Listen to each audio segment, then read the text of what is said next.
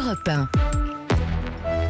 Et à 6h16, c'est l'heure de l'invité inattendu. Tous les matins, un sujet dans l'actualité et une voix que l'on n'attend pas pour en parler. Paris-Marseille déborde de détritus, de cartons sur les trottoirs, sans parler des odeurs, grève des éboueurs et des agents chargés du traitement des déchets. La mobilisation contre la réforme des retraites toujours. Et pour en parler ce matin, un photographe que vous connaissez certainement. Il expose des photos de poubelles de stars. Un de nos collègues photographes à Paris Match, Pascal Rostin. Bonjour Pascal Rostin. Bonjour. Merci d'être en direct avec nous ce matin. Pendant 3 mois, la librairie Galerie La Une dans le 6e arrondissement de Paris vous expose, mais 117 galeries dans le monde aussi, l'exposition Paparazzi, vos photos et celles de Bruno Mouron. Pourquoi, Pascal Rostin, prendre des photos des poubelles des stars ? Vous savez, en fait, il y a une curiosité, c'est que la galerie La Une a ouvert en 1949 en exposant Picasso et Dubuffet. Donc c'est vrai que c'est un honneur pour nous, c'est incroyable.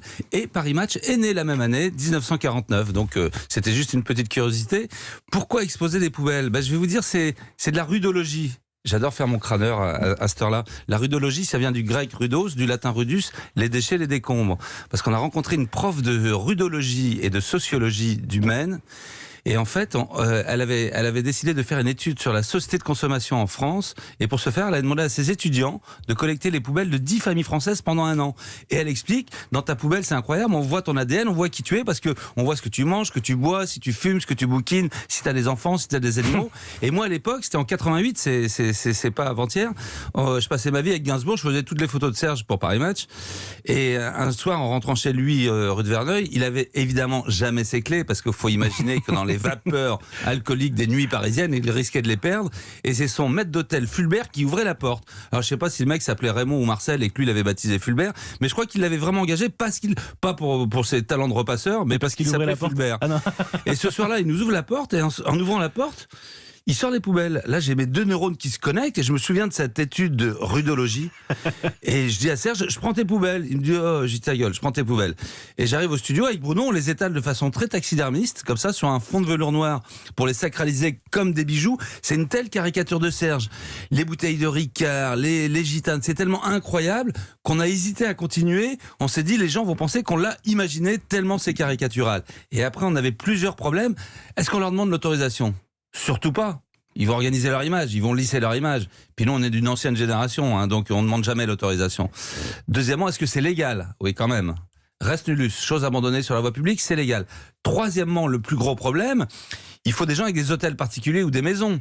Par exemple, Deneuve, elle est place Saint-Sulpice, dans un immeuble, tout est mélangé. Donc on avait fait Bardot, Noah, Dutronc, Gainsbourg, Depardieu, Johnny, Georges Marchais. On en avait fait une dizaine. Là, vous publiez dans Match. Ouais, bien sûr. Et on vous envoie aux États-Unis, on vous envoie à Hollywood. On l'a fait de façon élégante, je tiens à le préciser. Enfin, déonto, dit un mot dans notre profession.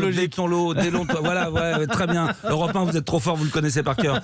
On l'a fait de façon élégante parce qu'on a décidé d'écarter pour les célébrités tout ce qui avait une connotation médicale ou sexuelle. Le principe étant de faire un portrait, paradoxalement ce qu'on va imaginer de nous, et non pas de faire un scandale. Et on avait un patron à l'époque qui s'appelle Daniel Philippaki, et Daniel est toujours d'ailleurs le plus gros collectionneur au monde des surréalistes. Et il arrive au journal en gueulant, il dit ouais, ils sont où Bruno et Pascal ? Putain, on pensait qu'on allait prendre un savon, et nous on se cache dans la salle de poker, dans la salle des photographes, et en fait il rentre, il dit ouais, c'est vous qui avez fait ça ? Je dis ouais, mais ce que vous avez fait c'est Spoeri, c'est Marcel Duchamp, c'est Andy Warhol. Ouais, enfin bon, tu sais, nous depuis le temps qu'on nous traite de fouille merde, on a été au bout de la logique, on a ramassé les poubelles. Et il dit non, allez à Los Angeles. Donc ok chef, on va à Los Angeles, on part 1 mois là-bas avec notre camion poubelle, et là-bas on récolte, c'est plus chic de dire on récolte Marlon Brando, Elizabeth Taylor, Jack Nicholson, Madonna, Sharon Stone, Michael Jackson, quelques petites starlettes mondialement connues. Mais aujourd'hui du coup je suis obligé de vous poser la question, Kirk Douglas.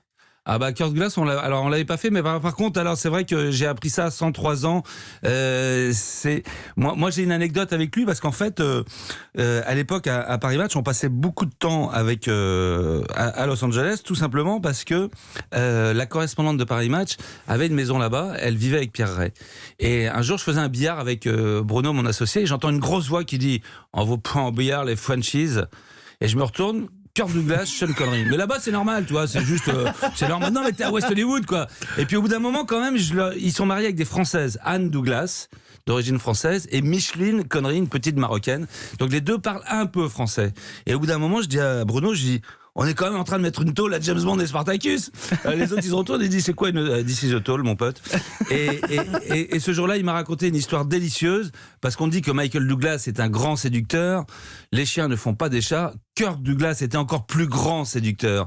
Et il était sur West Hollywood, en face du Dôme, pour ceux qui... Enfin, d'un resto, on s'en fout. Et il voit une jeune fille, toute fraîche, toute mignonne, qui traverse la rue vers lui, qui court vers lui.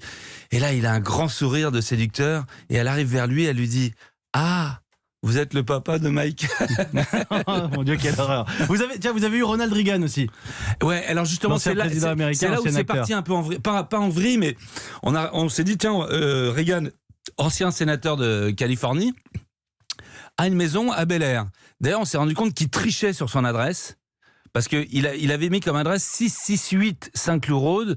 Or, il recevait du courrier administratif de l'ancienne adresse qui était 666 Saint-Cloud Road. Les chiffres du diable. Tu peux pas être président des États-Unis. Enfin, tu peux être Reagan et être un peu le représentant du diable. Et en fait, quand on se dit, tiens, il est président des États-Unis, on va attendre qu'il vienne. Et il venait de temps en temps. Et un jour, il vient, il passe un week-end. Donc, le lundi, on y va, on récolte, on ramasse les poubelles. On ramasse les poubelles. Tiens, d'ailleurs, on devrait s'en occuper un peu à Paris. Et en ramassant les poubelles, tu sais, aux États-Unis, ils ont tous des broyeurs de papier. On n'a pas trop ça encore. Et dans la poubelle du Zidane, il n'y a pas de broyeur.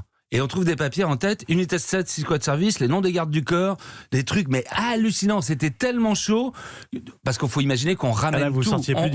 On ramène toutes les poubelles dans des grandes cantines à Paris. Imagine la tronche du douanier à Roissy quand il nous dit il y a quoi dans vos cantines, qui nous coûte quand même en excellent de bagages le PIB de la Somalie.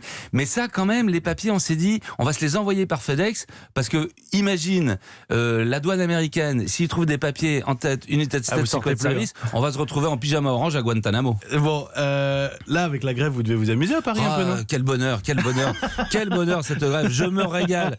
D'ailleurs, vous m'interrompez, là, j'étais en train de récolter. Je peux pas vous dire. C'est l'heure. Mais ce qui est génial, c'est qu'on récolte le jour, la nuit, toute la journée en ce moment. C'est magnifique. Qui est content de cette grève ? Les candidats LREM à la mairie de Paris, parce que tout le monde met ça sur le dos de cette pauvre Anne Hidalgo. Je suis pas franchement de gauche, que les choses soient claires, mais enfin, elle y est absolument pour rien dans cette grève. Donc, les candidats LREM à la mairie de Paris sont ravis de cette grève des poubelles, et Bruno et moi, parce qu'on passe notre vie, mais c'est un peu chiant parce qu'il y a beaucoup de rats, alors il faut pousser les rats pour ramasser les déchets. Bon, vous avez le sens de la chute. Je précise aussi que vous n'avez pas réussi à avoir les poubelles de Dieu, le pape, parce qu'évidemment difficile d'isoler sa propre poubelle personnelle au Vatican. Merci Pascal Rostin, merci beaucoup d'être venu témoigner ce matin, ce pas de côté, notre invité inattendu. Et je rappelle quand même l'exposition Paparazzi, vos photos de poubelles de stars avec Bruno Mouron, saluons-le. C'est à la librairie Galerie La Une, place Saint-Germain-des-Prés, dans le 6e arrondissement de Paris, et dans 117 galeries du monde. Merci Pascal Rostin. Merci. À bientôt.